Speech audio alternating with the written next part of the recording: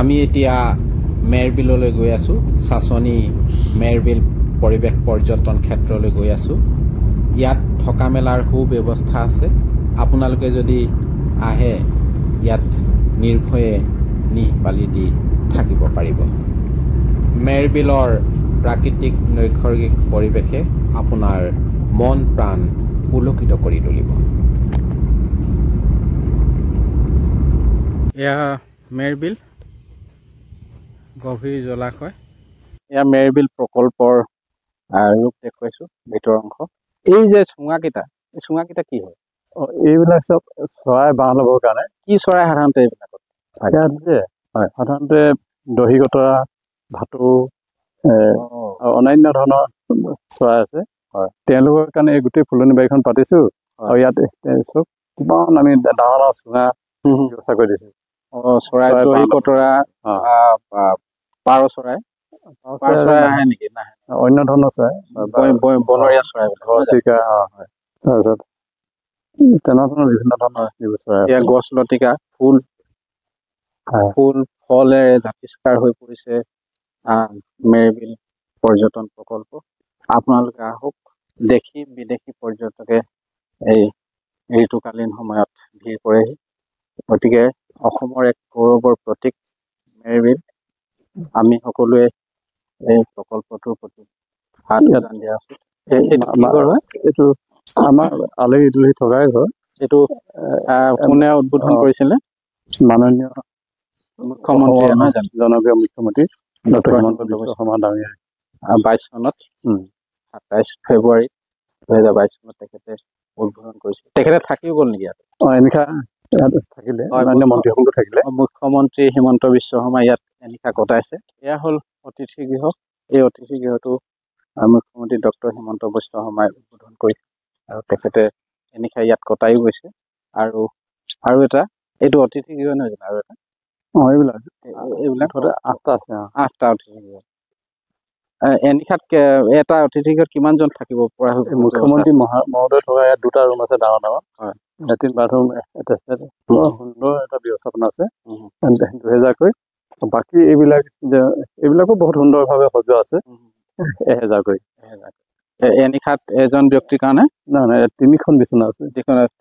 3খন বিচনা 1000। যদিও এটা ছিংগল ৰুম ডাঙৰ, ইয়াত 3খন বিচনা আছে 3খন একেটা ৰুমতে।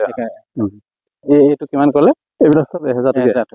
সেই প্ৰথমটো 2000 টকা। কাজিৰঙা ৰাষ্ট্ৰীয় উদ্যানত থাকিলে যেনেকুৱা লাগে, তালৈ গ'লে যেনেকুৱা লাগে, তেনেকুৱা এক পৰিৱেশ ইয়াত গঢ়ি তোলা হৈছে। ইয়াত বাঘো আছে অৰণ্যখনত, আৰু কটেজসমূহো খুব ধুনীয়া, থাকি ভাল লাগিব। আপোনালোকে আহক। আৰু ইয়াত এইখন শিশু উদ্যান। এইখন শিশু উদ্যান। আৰু আগলৈ যাওঁ। আগলৈ গৈ আছো। সেইবিলাক কটেজ আৰু আগত আছে। এয়া মেৰবিল প্ৰকল্পলৈ আপোনালোকে আহক। এই শীতৰ বতৰত এতিয়া পৰ্যটনৰ বতৰ। আমি যদি চুবুৰীয়া ৰাজ্য অৰুণাচলে পৰ্যটন ক্ষেত্ৰখনত আগুৱাই নিব পাৰিছে, আমি প্ৰাকৃতিক সম্পদৰে ভৰপূৰ হৈ থকা এই অসম ভূমিত এনে প্ৰকল্পসমূহ যদি আমি সংৰক্ষণ সংবৰ্ধন কৰি সজীৱতা কৰি ৰাখোঁ, নিশ্চিতভাৱে দেশী বিদেশী পৰ্যটক এইবিলাক শহাপহু চব এয়া আপোনালোকক এনেকৈয়ে থাকে। শহাপহু বহুত আছে। শহাপহু এয়া শহাপহু। এইবিলাক বনৰীয়া নে আপোনালোকে পুহিছে? এসময়ত আমি পুহিছিলো।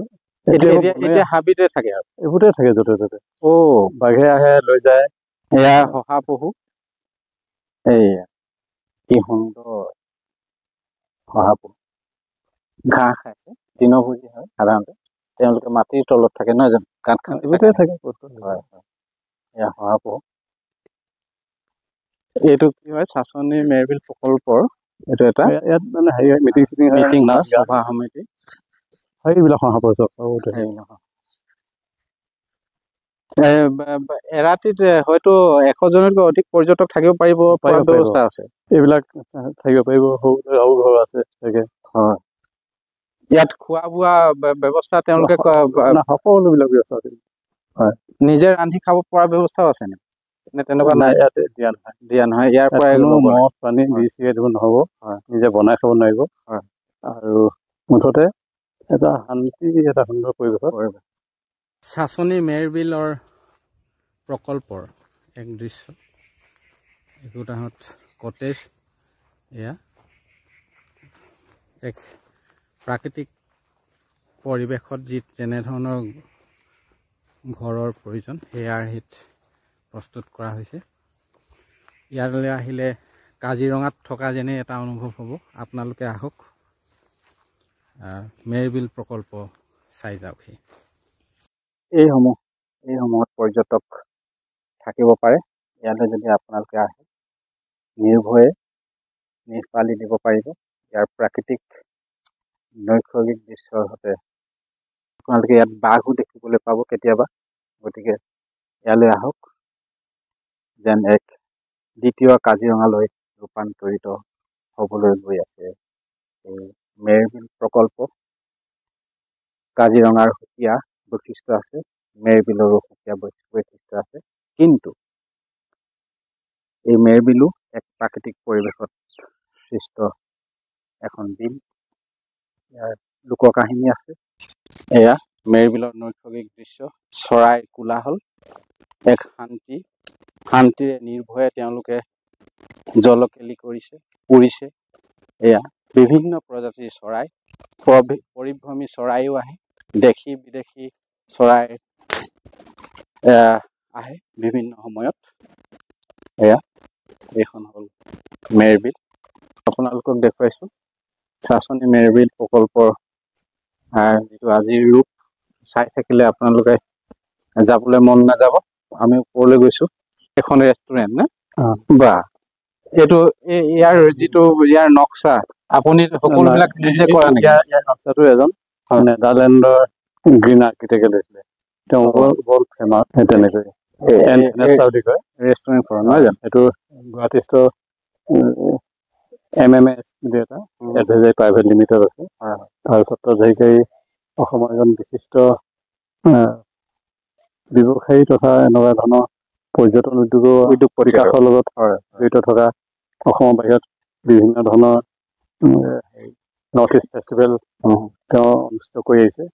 শ্যামকানু মহন্ত ডাঙৰীয়া তেখেতে সেই ব্যৱস্থাপনাবিলাক কৰি দিছিলে ইয়াৰ গোটেই DPI বিলাক বনোৱাৰ ক্ষেত্ৰত। সেইজন নেদাৰলেণ্ডৰ গ্ৰীণ আৰ্কিটেক্ট, সেইজন এনফেনেষ্টা, তেওঁলোকে দায়িত্ব দিছিলে। তেওঁৰ মতে সেই কটেজকেইটা আৰু এইবিলাক ডিজাইন কৰাইছে। মেৰবিল পৰ্যটন প্ৰকল্পৰ আমি এখন ৰেষ্টুৰেণ্টৰ ওপৰত আছো। ইয়াৰ পৰা মেৰবিলৰ নৈসৰ্গিক দৃশ্য আপোনালোকে উপভোগ কৰিব পাৰিব। সূৰ্যত উত্তাপ বিচাৰি আমাৰ যাত্ৰা, চন্দ্ৰৰ পোহৰৰ দৰে আমি দিম স্বচ্ছ বাৰ্তা। আপোনাৰ মঞ্চ, আপোনাৰ কণ্ঠ, চানমুখ।